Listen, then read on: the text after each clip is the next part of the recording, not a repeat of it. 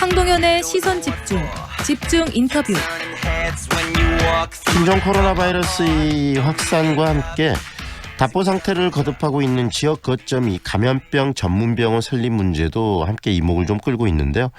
5년 전 메르스 사태 이후에 이 정부는 메르스를 겪으면서 절감했던 전문 인력과 시설 부족 문제 해결을 위해서 권역별 감염병 전문병원 설립을 약속을 했었습니다. 하지만 이게 좀 구체적으로 아직 가시적인 모습들을 드러내고 있지 않는 상태에서 전국적으로 이렇게 감염병 환자들이 나오면서 이제는 이 부분에 대해서 좀 구체적인 고민이 필요할 때가 아니냐, 그리고 예산이나 여러 가지 정책으로서 직접 집행이 필요한 시점이 아니냐라는 이야기들이 나오고 있습니다. 관련 이야기 듣겠습니다. 보건의료단체 연합의 정형준 정책위원장 연결합니다. 안녕하세요, 위원장님. 예, 안녕하세요. 네, 먼저 이 이야기되고 있는 감염병 전문병원, 어떤 인력과 기능을 갖춘 시설인지 설명부터 해주시겠습니까? 예, 감염병 전문병원이 이제 지금 법률로도 지정이 되어 있는데요. 네. 감염병의 연구 예방, 그리고 전문가 양성 교육, 환자 진료 및 치료를 위한 시설이라고 되어 있는데, 쉽게 말씀을 드리면 저희 지금 2000년대 지나서 사스, 조류독감, 신종플루, 메르스 같은 이런 고위험 신종 감염 질환을 다 경험하지 않았습니까? 네. 이에 대한 환자 치료나 연구를 하는 그런 중심병원이 되겠습니다. 네, 이런 감염병 전문병원이 본격적으로 좀 공론화되고 이 논의들이 시작된 시점은 언제죠? 그러니까 좀 길게 보면 2009년에 이제 신종플루가 한국 한번 이렇게 뒤집어 놨을 때, 네. 그때 이제 감염 전문 병상 이야기가 나왔었습니다. 한 400병상 이상 필요한 게 아니냐.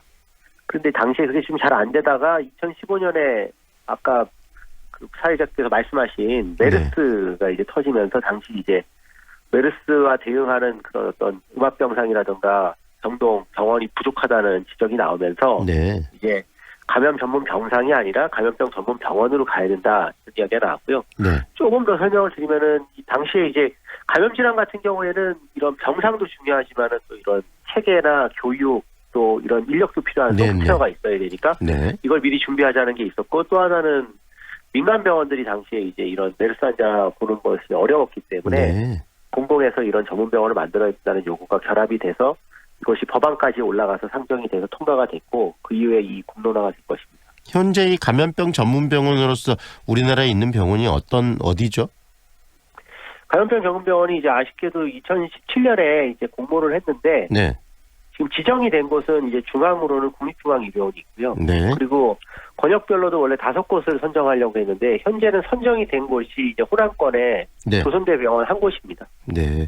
지금 방금 말씀하신 것처럼 이 감염병 전문병원이 중앙에도 있고, 그다음에 실질적으로 이런 병들이 중앙에만 서울 중심으로만 일어나는 건 아니고 지역에서도 발생을 하기 때문에 각 지역에서도 이런 감염병을 제대로 치료할 수 있는 권역별 병원들, 굉장히 중요한 문제고 필요한 문제인데, 그게 좀 추진 과정이 그렇게 지리멸렬한 이유는 어디에 있는 겁니까?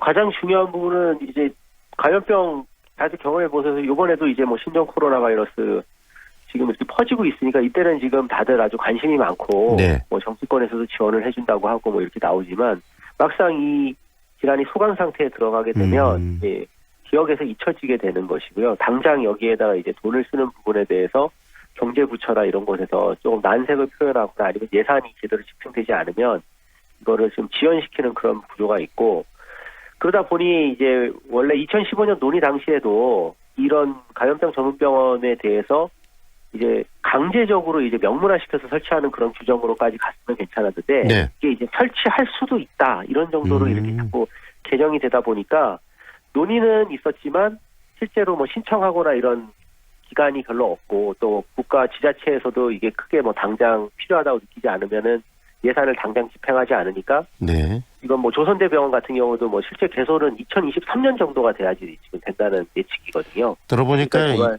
이렇게 계속 지연됐던 거죠. 그렇게 시끄럽거나 사회적인 중심에 있으면 누구나 다 이야기를 하게 되는데, 이것이 이제 소강 상태가 되면 잊혀지게 되는 것이고, 그러면서 이렇게 사그라진다는 말씀이신데요.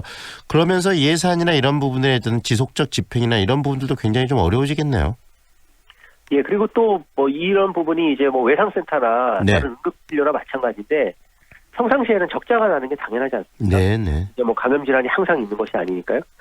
그러니까 이제 이 유지비도 많이 들어가고 거기에 대해서 또 이제 중앙 정부가 뭐 지방 정부에 대해서 또 일정 정도의 그 적자를 보전하는 거를 또 부과하기 때문에 서로 다 이 외상센터를 돈 때문에 또 이제 늘리지 않는 것처럼 감염센터도 늘리는 네. 것에 상당히 둔감할 수밖에 없는 것이죠. 다른 나라들은 어떻습니까? 이 선진국들은 이 감염병 전문병원이나 이런 시스템들을 어떤 방식으로 운영하고 있죠?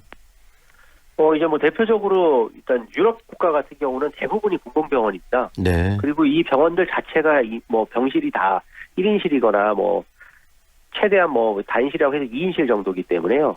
실제로 이 병원들을 다 이용하기 때문에 별도의 뭐 감염병 전문병원이 필요하지 않고요. 네. 근데 이제 한국처럼 이런 민간 의료 공급이 좀 많은 미국 같은 경우를 보면 물론 이 미국도 이제 공공병원이 한 27, 8% 정도 됩니다. 그래서 이제 이 공공병원을 주로 활용을 하고 민간 병원이 미국 같은 경우에는 그래도 많으니까 미국의 이제 국립의료원 같은 경우에 이제 연구병원이 있습니다. 이런 연구병원들의 감염병 연구를 하는 전문 병원 센터들이 다 이렇게 달려있는 그런 구조입니다. 네. 어떻습니까? 우리 정책위원장님께서 보시기에 이 감염병 전문병원에 대한 논의들 이제는 우리나라도 좀 구체화시켜야 되는 거 아니냐라는 이야기들도 나오고 그러는데 그리고 또 이런 감염병이나 이런 바이러스성 질환들이 지속적으로 어떤 시기가 되면 반복적으로 나타나고 있기 때문에 감염병 전문병원의 필요성 그리고 그 이런 정책이 나가야 될 방향성에 대해서 우리 정책위원장님의 생각을 좀 정리를 해 주시죠. 이제 가장 중요한 점은 앞서도 제가 말씀을 드렸지만은 이 필요성이라든가 아니면은 이것을 하면 얼마나 이득이 되는지는 이미 뭐 연구 용역 같은 걸 통해 가지고 다 지금 밝혀진 바입니다. 네. 근데 이제 집행이 지금 안 되고 있는데요. 집행이 안 되는 이유에서 이제 제일 중요한 부분이 아무래도 평상시에 이제 이 위기시가 아닌 평상시에는 이것이 이제 재정적 부담으로 갈 수 있다라는 경제 논리 때문인데 네. 일단 이런 국민의 생명과 안전을 보호하는 부분에 있어서의 재정 논리가 너무 과도한 부분들을 좀 정치적으로나 사회적으로 이제는 좀 해결을 해야 되는 상황이다. 이렇게 좀 판단이 되고요. 두 번째는 일단 소프트웨어적인 부분인데 이제 감염 이런 센터를 만들어도 여기에 들어가서 일할 수 있는 사람이 필요한데 그분들을 교육하고 양성하는 데 시간이 걸립니다. 그렇기 때문에 빨리 준비를 해야 되고 그리고 이런 인력에 대한 지원들이 필요하고 그리고 또 가장 중요한 이런 부분들이 다 사실은 공공에서 할 수밖에 없는 부분이니까요. 네. 결국은 공공의료 강화로 정부 정책이 보건의료 쪽으로 좀 개편이 돼야 이 감염병 전문병원 설립 문제도 같이 따라갈 수 있지 않을까 이렇게 좀 생각할 수 있을 것 같습니다. 결국은 필요한 부분이고 그다음에 항상 준비해야 될 부분이기 때문에 미리 공공의료 측면에서 좀 감염병 전문병원들을 만들어야 된다는 말씀이시네요.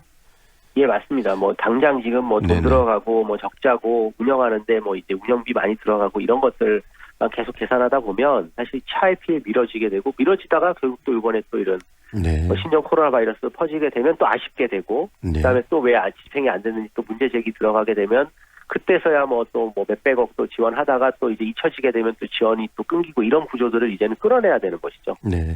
그리고 방금 공공의료 말씀을 하셨는데 우리 사회가 이 공공의료에 대한 강화 굉장히 중요한 부분인데 어떤 측면에서 이 민간의료 부분들 그다음에 뭐 이런 쪽으로 가면서 공공의료 이 분야가 굉장히 좀 위축되고 축소된 측면도 없지 않아 있어 왔던 게 현재 우리 대한민국의 모습이 아닌가 싶어요.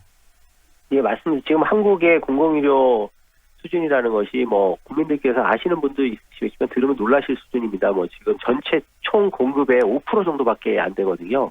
아까 제가 말씀드린 미국같이 뭐 이런 민간의료보험과 뭐 의료민영화의 아주 그 어떤 상징 같은 나라에서도 공공의료 기관이 한 27%에서 8% 정도가 됩니다. 네. 이게 최소한의 안전선이 지금 이미 무너진 상태이기 때문에 뭐 이런 감염 질환뿐만 아니라 뭐 외상 질환이라든지 아니면 응급 질환이라든지 뭐 이런 것들에 다 대응하는 것이 매우 어려워진 상태이고요. 현재 이제 기존이 될 수 있는 최소한의 공공병원 20-30% 수준까지는 회복을 해야 되는 상황으로 판단이 됩니다. 네. 이번 신종 코로나 이 사태를 보면서 정말 근본적인 이 대한민국의 공공의료 시스템의 강화에 대해서도 다시 한번 생각하게 되네요. 오늘 말씀 여기까지 듣겠습니다. 고맙습니다. 예, 감사합니다. 지금까지 보건의료단체 연합 정형준 정책위원장과 함께했습니다.